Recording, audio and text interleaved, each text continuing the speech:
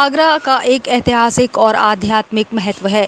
यह जहां दशरथ पुत्री शांता का श्रृंगी ऋषि की पत्नी के रूप में निवास रहा है, वहीं सनातन संस्कृति में विश्वास रखने वालों के आराध्य महर्षि परशुराम और उनके पिता जमदग्नि ऋषि की तपोभूमि भी है। भारत की पर्यटन नीति में यहाँ की उपरोक्त के अतिरिक्त अन्य कई विशेषताओं की स्वीकृति रही है, लेकिन पिछले 10 साल से यहाँ के लिए सब कुछ बदला हुआ है। उत्तर प्रदेश में जहाँ नए दर्शनीय स्थलों की खोज कर उन्हें पर्यटन मानचित्र पर अंकित करवाने की कोशिशें चल रही हैं, वहीं आगरा के आध्यात्मिक महत्व के पुरा स्थलों के अलावा पहले से ही विश्व स्तरीय यूनेस्को सूची के स्थलों की मौजूदगी तक को नजरअंदाज कर दिया गया है। इस तथ्य को भी नजरअंदाज कर रखा गया है कि यही उत्तर प्रदेश के किसी भी अन्य स्थान से अधिक विदेशी टूरिस्टों का फुटफॉल है, जिसके दृष्टिगत यहाँ की सड़क और हवाई कनेक्टिविटी का विस्तार स्थानीय जरूरत के अनुसार सामयिक जरूरत है। सिविल सोसाइटी ऑफ आगरा महानगर की एयर कनेक्टिविटी की जरूरतों को पिछले 1 दशक से नजरअंदाजी को लेकर सरकार और राजनेताओं ने चिंता जताई है। राजनीतिज्ञों की जमकर हुई किरकिरी। हाल ही में 18वीं लोकसभा में हुए चुनावों को लेकर आगरा के नागरिकों के द्वारा एयर कनेक्टिविटी को लेकर राजनीतिक दलों की जमकर किरकिरी की। आगरा के कारोबारी और आगरा हितों से जुड़ी इस जरूरत को पूरा करवाने में नाकामयाब रहने के लिए राजनेताओं खासकर जनप्रतिनिधियों की कड़े कटाक्ष किए, लेकिन लगता है कि कोई असर नहीं हुआ। एक जनप्रतिनिधि ने नागरिकों की तीखी टिप्पणी का असर कम करने के लिए कहा कि शीघ्र ही नए सिविल एयरपोर्ट पर काम शुरू हो जाएगा। नागरिकों ने भी इसे मान लिया। आखिर हर कोई तो धनौली बलहेरा जाकर वस्तु स्थिति का आकलन नहीं कर सकता, लेकिन हकीकत यह है कि सिविल एयरपोर्ट बनाने का काम शुरू नहीं हो सका है। एयरपोर्ट अथॉरिटी जो कि जनप्रतिनिधियों के माध्यम से प्रचारित करवा रही थी कि सुप्रीम कोर्ट से सिविल एयरपोर्ट प्रोजेक्ट को क्लियरेंस मिल चुकी है, फिर सुप्रीम कोर्ट में पहुंची हुई है। सिविल सोसाइटी ऑफ आगरा ने एयरपोर्ट से संबंधित वरिष्ठ अधिकारी से कहा था कि एयरपोर्ट के 55 एकड़ की जमीन के लिए सुप्रीम कोर्ट से अनुमति मिली हुई है, उस पर तो काम शुरू करवाएं। अगर अतिरिक्त जमीन को भी मूल प्रोजेक्ट में शामिल किया जाता है तो फिर से सुप्रीम कोर्ट अनुमति के लिए जाना होगा। जानकारी के अनुसार सिविल सोसाइटी ऑफ आगरा के अनुसार ताज ट्रेपेजियम जोन की सीमा में 5 एकड़ से बने क्षेत्र में नया काम करवाने के लिए सुप्रीम कोर्ट से अनुमति औपचारिकता अनिवार्य होती है। उल्लेखनीय है कि सितंबर 2023 में प्रदेश कैबिनेट की बैठक में योगी सरकार ने जिन 19 प्रस्तावों को मंजूरी दी थी, उनमें सिविल एयरपोर्ट के लिए 92.50 एकड़ अतिरिक्त अधिग्रहित करने का प्रस्ताव भी था। इसके लिए 123.59 करोड़ रुपए भी उपलब्ध करवाने की व्यवस्था भी सम्मिलित की गई थी, जबकि सिविल एयरपोर्ट की शिफ्टिंग के लिए एयरपोर्ट अथॉरिटी द्वारा उपेक्षित की गई योजना के लिए अपेक्षित 55.0 एकड़ जमीन पहले से ही अधिग्रहित कर उत्तर प्रदेश सरकार के द्वारा पीडब्ल्यूडी के माध्यम से बाउंड्री वॉल करवा के 2019 में ही उपलब्ध करवा चुकी है। इस जमीन के लिए जो कार्य योजना थी से सभी जरूरी आपत्तियां मिलनी शुरू हुई हैं। कार्य शुरू करवाने के लिए धन भी आवंटित था। इस पर बाउंड्री वॉल बनवाने का कार्य तत्कालीन सांसद चौधरी बाबूलाल एवं रामशंकर कठेरिया के द्वारा बाकायदा 2 अलग-अलग कार्यक्रमों में शुरू करवाया गया था, जो पूर्ण रूप और अब भी मौजूद है। उम्मीद यही थी कि इस पर निर्माण को स्वीकृत कार्य को शुरू करवाया जाएगा और नई जमीन पर फेज 2 या एक्सटेंशन के रूप में कार्य होंगे, लेकिन अप्रत्याशित रूप से पूर्व स्वीकृत प्रोजेक्ट के स्थान पर पूरी 147 एकड़ जमीन पर ही नया प्रोजेक्ट बनाने की तैयारी है और पूरे कंसल्टेंट को हटाकर नया कंसल्टेंट भी नियुक्त कर दिया गया है। आज हमने जो सिविल एनक्लेव पर जो असमंजस की स्थिति बनी हुई है, उस पर एक प्रेस वार्ता की। सरकार ने सबसे पहले तो इसको गतिशील प्राइम मिनिस्टर गतिशील प्रोजेक्ट में इसको डाला, फिर उसके बाद ये संकेत दिया कि जो पुराना 52 एकर्स जो जगह ली है उस पर हम सिविल एनक्लेव बनाएंगे। उसके लिए टेंडर निकाला गया और टेंडर निकालने के बाद जब बिड आ गई तो किसी को अवार्ड नहीं किया गया। अब सरकार सुप्रीम कोर्ट में गई है। 600 पेड़ जो 92 एकर्स लैंड के लिए ज़रूरत है, उसका परमिशन के लिए ये जानबूझ के असमंजस की स्थिति क्रिएट की जा रही है। अगर इसको पार्ट एयरपोर्ट में बनाया जाए, पार्ट 1 पार्ट 2 में, तो ये जल्दी बनेगा। और दूसरी स्थिति ये है कि सरकार ने, उत्तर प्रदेश सरकार ने एयरपोर्ट अथॉरिटी के कहने पर जगह ले ली है और किसान अब वहाँ बेरोजगार हो गए क्योंकि वो अपनी खेती नहीं कर सकते। और साथ में हम ये चाहेंगे कि एयरपोर्ट अथॉरिटी एक पब्लिक प्लेटफॉर्म बनाए जहाँ पे बहुत क्लियरली डिक्लेयर करे कि प्रोजेक्ट का क्या स्टेटस है और दूसरा मैं रिक्वेस्ट करना चाहूँगा जो पब्लिक रिप्रेजेंटेटिव जो अब चुने गए हैं वो दिल्ली से आगरा ना आए, वो एयरपोर्ट अथॉरिटी के दफ्तर पर बैठे और वहाँ पे प्रोजेक्ट को क्लियर कराए। आगरा ज़िले के अंदर दुनिया में पहचान कराने की ये मोहताज नहीं है, लेकिन आगरा ज़िले के अंदर एक ऐसी चीज़ प्रख्यात है जहाँ ताजमहल है। दुनिया के लोग यहाँ घूमने आते हैं, लेकिन जब अगर सुविधा की बात हो, संसाधन की बात हो, विकास की बात हो, तो केवल आगरा ज़िला ही रह जाता है। कई साल पहले यहाँ एक योजना आई थी एयरपोर्ट की, जो कि आगरा के साथ खिलवाड़ हो रहा है।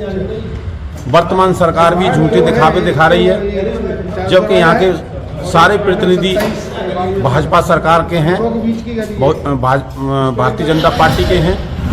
आज किसी के ताकत लेने की ज़रूरत नहीं है, लेकिन यहाँ के प्रतिनिधि इस एयरपोर्ट पर कोई भी किसी भी प्रकार का ध्यान नहीं दे रहे हैं। कोई ऐसा खास बड़ा काम भी नहीं है।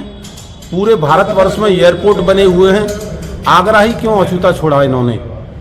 कोई न कोई ये दिखावा छल जो आए दिन कर रहे हैं, चाहे बैराज की बात हो, चाहे ताजमहल के आसपास ताज टूरिज्म की बात हो, एयरपोर्ट अथॉरिटी की बात हो, लेकिन आगरा में आज तक कोई ऐसा बड़ा काम करके नहीं दिखाया जिसकी आवाज़ सिविल सोसाइटी समय समय पर उठाती रही है। मैं देखता चला रहा हूँ 5 साल से, जो कि जल्द ही एयरपोर्ट बनना चाहिए और सरकार को ध्यान देना चाहिए। सिविल एविएशन को लेके आगरा की जनता बहुत परेशान है। एयर कनेक्टिविटी यहाँ जो ज़रूरत से कहीं कम है, न केवल टूरिस्ट को वरना लोकल भी जो पॉपुलेशन है उसकी भी सिविल एविएशन की उसकी भी ज़रूरत है। एक क्लियर प्रोजेक्ट है धनौली में सिविल एयरपोर्ट शिफ्ट होना है, इसको क्यों नहीं करा रहे हैं? और तमाम कन्फ्यूज़न है, तमाम जनप्रतिनिधि अलग टाइप के बयान दे रहे हैं और ब्यूरोक्रेट अलग टाइप की बात कहते रहे हैं अभी तक। मेरा अनुरोध है कि एक होर्डिंग लगाए जाएं जिसमें पूरी कार्य योजना विस्तार से दी जाए और ये कन्फ्यूजन और अनिश्चय की स्थिति समाप्त हो, और जो काम है जल्दी हो, उसकी डेट वाइज उसका डिक्लेरेशन हो, बातचीत करके हैं। इसमें पर्देदारी क्या? अगर पैसा नहीं है तो आप क्लियर कह दीजिए हम नहीं बना रहे हैं। इसमें कौन सा आपको तमाम योजनाएं आपने गड्ढे में डाली हुई हैं, ये भी हम मान लेंगे गड्ढे में डाली, पर ये ध्यान रखिए कि 2 अरब रुपया इसमें इन्वेस्ट हो चुका है। 65 करोड़ समाजवादी पार्टी के समय और 1 अरब 23-24 करोड़ रुपया योगी सरकार के कार्यकाल में, तो 2 अरब रुपया पब्लिक फंड का इन्वॉल्व हो गया है। बड़े पैमाने पर लैंड एक्वायर हो गई है और उसमें खेती भी बंद है, पशुपालन भी नहीं है। उस ज़मीन पे है जो जीवनचर्या कृषि श्रमिकों की थी वो भी बंद है। तो इतने बड़े पैमाने पर बेरोजगारी की हालत है। इसका आंकलन सरकार को और आगरा जनपद को के लोगों को कराना चाहिए।